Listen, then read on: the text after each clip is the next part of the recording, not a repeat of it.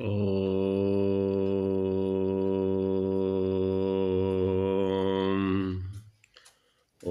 भद्रं कर्णेभिः शृणुयाम देवाः भद्रं पश्येमाक्षिभिर्यजत्राः स्थिरैरङ्गैस्तुष्ट्वान् सस्तनुभिर्विषेम देवहितं यदायुः। ओम शांति शांति शांति। प्रश्नोपनिषद के आरंभ में अर्थात उपनिषदों की श्रृंखला में अब कठोपनिषद के बाद प्रश्नोपनिषद का आरंभ करने जा रहे हैं। और प्रश्नोपनिषद के शांति पाठ में 2 मंत्रों का उल्लेख है। एक तो अभी जो हमने बोला, ओम भद्रम कर्णेभिः शृणुयाम देवाः भद्रम पश्येम अक्षभिर्यजत्राः स्थिरैरङ्गैस्तुष्ट्वान् सस्तनूभिः विषेम देवहितं यदायुः। कह रहे हैं कि हे परमात्मा, हम अपने कानों के द्वारा भद्रम कर्णेभिः शृणुयाम देवाः, हे देव हम अपने कानों से कल्याणकारी वचन ही सुने, अंट संट गपसप इधर उधर की बातें ना सुने। भद्रम पश्येम अक्षभिर्यजत्राः, और हम यज्ञपूर्ण जीवन जीते हुए अपनी आँखों से भी कल्याणकारी दृश्यों को ही देखें, अर्थात अकल्याणकारी दृश्यों की तरफ ध्यान ना दें, अकल्याणकारी वचनों की तरफ ध्यान ना दें, उनको इग्नोर कर दें। यदि उनका विरोध कर सकते हैं, हमारे अंदर वो सामर्थ्य है तो विरोध करें, नहीं तो उनकी उपेक्षा कर दें, उनको इग्नोर कर दें। और स्थिरैरङ्गैस्तुष्ट्वान् सस्तनूभिर्विषेम देवहितं यदायुः, और अपने शरीर को हष्टपुष्ट करके स्थिरैरङ्गैः अपने स्थिर पुष्ट अंगों से तुष्टवान अच्छे प्रकार से उनको बलवान करते हुए और उस शरीर के उन अंगों से विषेम देवहितं यदायुः, हम जीवन भर जब तक हमारी आयु है तब तक हम देवों का जीवन जिए। मनुष्यों से उत्तम जो कोटि के जो जीव है, जिनको देव कहते हैं, देवों का जीवन जिए, निकृष्ट कोटि का जीवन जीने की इच्छा ना करें। फिर आगे दूसरे मंत्र में कह रहे हैं, स्वस्ति न इंद्रो वृद्धश्रवा स्वस्ति न पूषा विश्ववेदाः स्वस्ति नस्तारक्ष्यो अरिष्णेमि स्वस्ति नो बृहस्पतिर्दधातु। अर्थात वो इंद्र स्वरूप परमात्मा हमारा कल्याण करे। स्वस्ति माने कल्याण। इंद्रो बृहस्पतिर्वा, बृहस्पतिर्वा कहते हैं जो सुन सुनकर श्रुतियों को, वेदों को सुन सुनकर जो बहुत अधिक, जिसका ज्ञान बहुत अधिक बढ़ा हुआ है, बृहस्पतिर्वा सुन सुन के जो वृद्ध हो रहा है, बढ़ रहा है। और स्वस्ति ने पूषा विश्ववेदा, और जो सारे संसार का स्वामी है, जो सबका पालन पोषण करता है, विश्ववेदा सारे संसार को जानने वाला, सारे जो सर्वज्ञ परमात्मा है, जो पूषा है, सबका पोषण कर रहा है, वो हमारे लिए कल्याणकारी हो। स्वस्ति नस्तारक्ष्यो अरिष्णेमि, और हमारी बुद्धि इतनी बलवान हो, जैसे गरुड़ जो है वो पक्षियों में सबसे तेज गति से उड़ने वाला पक्षी है, ऐसे ही हमारी बुद्धि भी नस्तारक्ष्यो अरिष्णेमि, अरिष्णेमि जो अनिष्टों का नाश करने वाली हमारी तीव्र बुद्धि हो, तुरंत हमको सुंदर विचार हमारी बुद्धि में आए। स्वस्ति नो बृहस्पतिर्दधातु, और हमारे लिए स्वस्ति न माने हमारे लिए, स्वस्ति माने कल्याणकारी, और हमारे लिए बृहस्पति जो बुद्धि का स्वामी है, बुद्धि का स्वामी है, वेदवाणी का स्वामी है, वो परमात्मा हमारे को कल्याणकारी बुद्धि प्रदान करे। ओम शांति शांति शांति। और तीनों तापों की शांति हो, अर्थात आदि दैविक, आदि भौतिक और आध्यात्मिक, 3 प्रकार के जो हमको कष्ट होते हैं, दुख होते हैं, जो उनका नाश हो। आदि भौतिक वो होते हैं जो अन्य भूतों के द्वारा हमको कष्ट दिया जाता है, जैसे सांप बिच्छू आदि हमको खा लेते हैं, हमको डंक मारते हैं, या और जो दूसरे जीवों के द्वारा हमको जो कष्ट मिलता है उसको आदि भौतिक कहते हैं। आदि दैविक कहते हैं जो प्राकृतिक आपदा से जो कष्ट आते हैं उनको आदि दैविक कहते हैं। और आध्यात्मिक शरीर में जो पीड़ा आदि या मानसिक कोई रोग आदि होते हैं उनको आध्यात्मिक ताप कहते हैं। तो आदि भौतिक आध्यात्मिक तीनों प्रकार के तापों की शांति हो, इस प्रकार की का शांति पाठ करते हुए अब आगे प्रश्नोपनिषद में का प्रसंग उठाया जाता है। प्रश्नोपनिषद के आरंभ में ही आरंभ इसका इस प्रकार से किया जाता है कि कुछ ऋषि जो है वो इकट्ठे हुए कह रहे हैं, ओम सुकेशा च च भारद्वाज, भारद्वाज का पुत्र सुकेशा, सभ्यश्च सत्यकाम, शिबी का पुत्र सत्यकाम, सौर्यायणी च गार्ग्य, और सौर्यायणी जो है वो गार्ग गोत्र जो सौर्यायणी था वो, और कौशल्यश्च आश्वलायनो, और आश्वलायन का पुत्र कौशल्य, भार्गवो वैदर्भी, और विदर्भी भार्गव, और कबंधी कात्यायनो, और कात्यायन के पुत्र कबंधी ने है एते ब्रह्मपरा ब्रह्मनिष्ठा परम ब्रह्मांडम अन्वेषमाणा, ये सब ब्रह्मवादी थे, ब्रह्म के विषय में उनकी पूरी निष्ठा थी, परमात्मा के विषय में पूरी निष्ठा थी।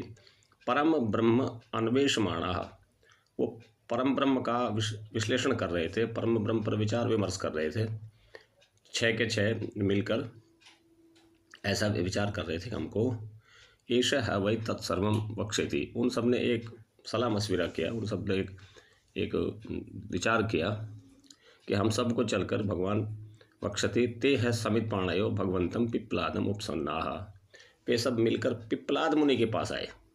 उस समय जो पिप्लाद मुनि उनको उपलब्ध थे उनके जीवन काल में, उनके पास वो सभी इकट्ठा होकर आए कि उनसे हम कुछ ब्रह्म विषयक प्रश्न करेंगे और वो हमें अवश्य इसका उत्तर देंगे। ऐसा विचार करके वो 6 जो है ऋषि थे। अथ सुकेशा च भारद्वाज, सभ्यश्च सत्यकाम, सौर्यायणी च गार्गे, कौशल्यस्य च आश्वलायनो, भार्गवो वैदर्भी, कबंधी कात्यायन, ते ह एते ब्रह्मपरा ब्रह्मनिष्ठा परम ब्रह्म अन्वेषमाणा, एष ह वै तत्सर्वं वक्ष्यति, ते ह समित पाणयो भगवंतम पिप्लादम उपसन्ना। तो इस प्रकार से विचार करके ये सभी पिप्लाद मुनि के पास आए और पिप्लाद मुनि के पास आकर उन्होंने अपनी बात रखी। तान है ऋषिर्वाच, उनको उस ऋषि ने कहा, दूसरा मंत्र में देख रहा हूँ, तान है ऋषिर्वाच भूय एव तपसा ब्रह्मचर्येण श्रद्धया संवत्सरम संवश्यथ, कहने के तान है ऋषिर्वाच भूय एव तपसा ब्रह्मचर्येण श्रद्धया संवत्सरम संवत्स्यथ, अर्थात आप लोग यहाँ आए हो, आपका स्वागत है, आप यहाँ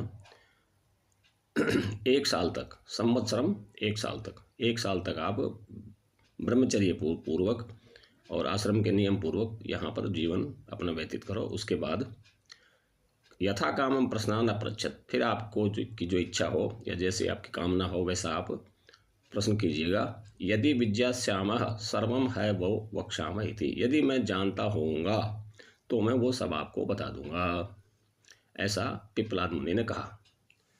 तान है ऋषिर्वाच भूय एव तपसा ब्रह्मचर्येण श्रद्धया संवत्सरम संवश्यत यथा कामम प्रश्नान अपृच्छत यदि विज्ञास्यामः सर्वम है वो वक्ष्यामः इति, यानी वो 1 वर्ष का समय इसलिए दे रहे हैं कि एक समय में उनके 1 साल के समय में उनकी बुद्धि इतनी सूक्ष्म हो जाए कि वो ऋषि की बातों को ग्रहण कर सकें, क्योंकि ब्रह्म विषयक जो बातें होती हैं वो इतनी सामान्य बातें नहीं होती। यदि सामान्य रूप से उनको कह दिया जाए तो सुनने वाले को उसका ठीक से अर्थ ना निकाल पाने के कारण उसका दुरुपयोग होने का पूरा भय बना रहता है। इसलिए हमारे ऋषियों की परंपरा यही थी कि कुछ समय तक उनको अपने आश्रम में ब्रह्मचर्य पूर्वक रखा जाता था, और जब उनको ये विश्वास होता था कि अब इनकी बुद्धि शुद्ध हो गई, सूक्ष्म हो गई, इस विषय को ये समझ पाएंगे, तब वो अपना उपदेश उनको देते थे।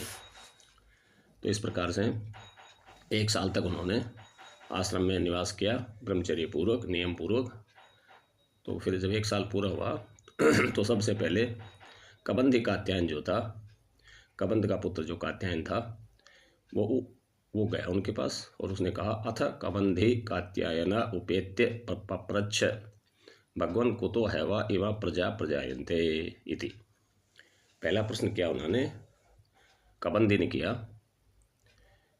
कबंधी कात्यायन उपेत्य पप्रच्छ, वो उनके सामने जाकर उनसे उन्होंने पूछा, भगवान कुतो हैवा इमा प्रजा प्रजायन्ते इति, हे प्रभु हमें ये बताइए कि प्रजाएं, ये संसार के लोग, ये कहाँ से आते हैं, किससे उत्पन्न होते हैं। तो इसके उत्तर में उन्होंने कहा, तस्मै स होवाच, वो ऋषि बोले उनसे, कौन ऋषि, पिप्लाद ऋषि बोले 4थे मंत्र में, तस्मै स होवाच प्रजा कामो वै प्रजापति स तपो अतप्यत स तपस्तपत्वा स मिथुनम उत्पादयते। तस्मै स होवाच, वो ऋषि उनसे बोला, पिपलाद मुनि उनसे बोला, प्रजा कामो वही प्रजापति ही, प्रजापति की जब प्रजा की इच्छाएं हुई, प्रजापति को जब प्रजा उत्पन्न करने की इच्छा हुई, स तपो तप्यत, उसने तप किया। कैसा तप किया? ज्ञानमय तप किया। परमात्मा सदा ज्ञानमय तप करता है। उसके हाथ पैर तो होते नहीं कि हाथ पैरों को हिलाए, तो उसका ज्ञानमय तप होता है। तो उसने ज्ञानमय तप किया। स तपस तप्त्वा स मिथुनम उत्पादयते, उसने जब तप किया तो उससे मिथुन उत्पन्न हुआ, अर्थात एक जोड़ा उत्पन्न हुआ। कैसा जोड़ा? रयिम च प्राणम च इति एतौ में बहुधा प्रजा करिष्यते इति। ऐसा विचार किया परमात्मा ने, प्रजापति ने, रयिम च प्राणम च, ये रई और प्राण का एक जोड़ा मैंने उत्पन्न कर दिया। अब ये मेरे लिए बहुत प्रकार की बहुधा प्रजा करिष्यते, ये मेरे लिए बहुत प्रजाएं पैदा कर देगा। रई क्या है और प्राण क्या है, ये अगले मंत्रों में स्पष्ट हो जाएगा। तो उन्होंने सबसे पहले रई और प्राण का एक मिथुन उत्पन्न किया, एक जोड़ा उत्पन्न किया। फिर आगे कह रहे हैं 5वें मंत्र में, आदित्यो है वही प्राणो रई रेव चंद्रमा। आदित्य यानी सूर्य जो है ये तो प्राण है, और चंद्रमा जो है ये रई है। एतत् सर्वम यन मूर्तम च अमूर्तम च तस्मान मूर्तिरो रई। फिर ये जो मूर्त और अमूर्त है, ये जो कुछ मूर्त और अमूर्त यानी स्थूल और सूक्ष्म। स्थूल का मतलब जो हमको दिखाई देता है, और जो हमारे को जो दिखाई नहीं देता, जो अनुभव में आता है, वो सूक्ष्म है, ये रई है।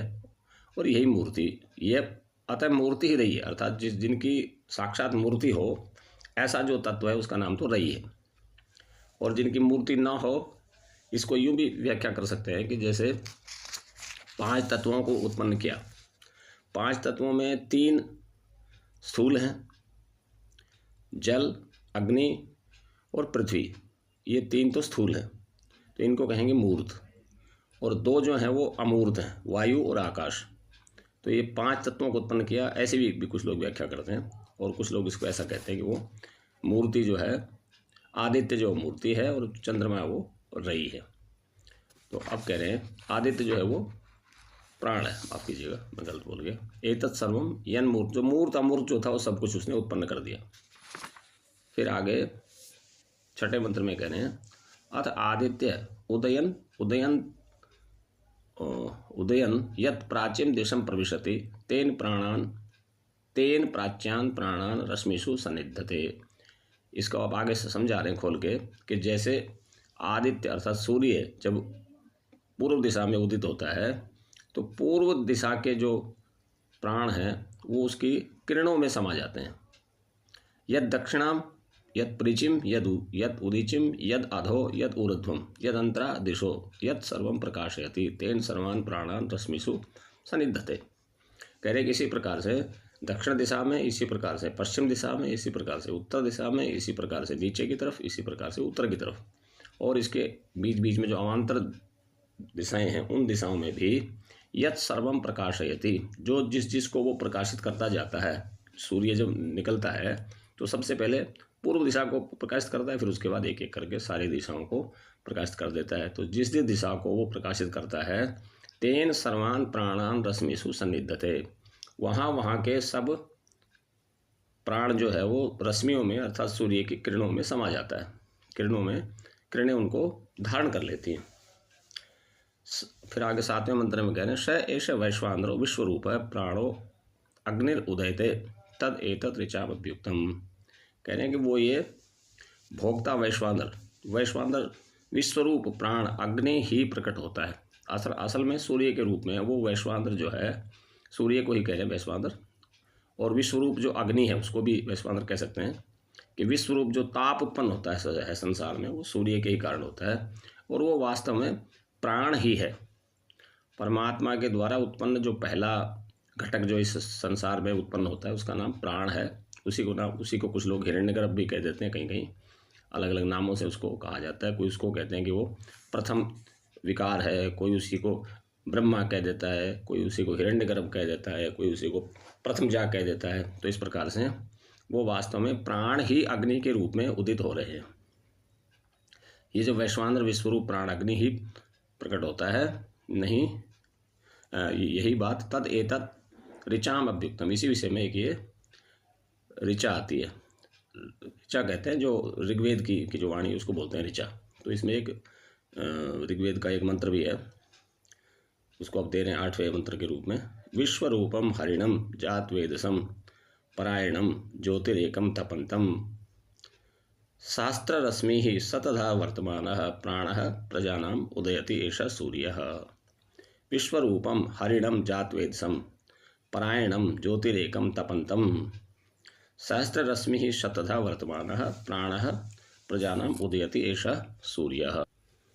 कह रहे हैं कि विश्वरूप अर्थात सर्वरूप, विश्व कहते हैं सर्व को, तो सर्वरूप हरिण किरणवान, जातवेदस जिससे ज्ञान प्राप्त हो गया है, परायण संपूर्ण प्राणों के आश्रय, ज्योति संपूर्ण प्राणियों के नेत्र स्वरूप, एक अद्वितीय और तपते हुए यानी तपन क्रिया करते हुए सूर्य को ब्रह्मवेताओं ने अपने आत्म स्वरूप से जाना। जिसे इस प्रकार जाना वह कौन है? सो ये शास्त्र रश्मि अनेकों किरणों वाला और सैकड़ों यानी अनेक प्रकार के प्राणी भेद से वर्तमान तथा प्रजाओं का प्राण रूप सूर्य उदित होता है। अर्थात इस मंत्र से ये सिद्ध हो गया कि इन सब प्राणियों के प्राण के रूप में सूर्य ही उदित होता है, सूर्य से ही सब प्राण आते हैं। मुख्य प्राण सूर्य ही है और सूर्य से फिर बाकी प्राणियों में प्राणों का संचार होता है। इस प्रकार से हमने ये 8 मंत्र देखे, इसको फिर शेष को अगली कड़ी में देखेंगे कि ये प्राण फिर किस किस प्रकार से इस संसार को प्रकाशित कर रहे हैं, उन प्राणों से कैसे कैसे प्राणी उत्पन्न हो रहे हैं, कैसे कैसे ये संसार आगे बढ़ा, इस विषय में शेष चर्चा कल के अंक में करेंगे। आज का अंक इतना ही। आप सभी को उपनिषदों के ज्ञान के लिए, उपनिषदों को जानने के लिए, उपनिषदों का अर्थ समझने के लिए मैं बहुत बहुत आप सबका आभार प्रकट करता हूँ कि आपने ध्यानपूर्वक इन एपिसोडों को देखा और सुना और इससे अपना ज्ञान वर्धन किया और साधना में परमात्मा करे आपको साधना में खूब उन्नति मिले, आप इस जीवन को सार्थक बना सकें। मनुष्य जीवन का उद्देश्य ही, ऋषि लोग यही कहते हैं कि मनुष्य जीवन का उद्देश्य ही अपने मूल स्वरूप को जानकर, परमात्मा के मूल स्वरूप को जानकर इस संसार के झंझट से छूट जाना, इससे हट जाना, इससे बच जाना, जिसको मुक्ति कहते हैं।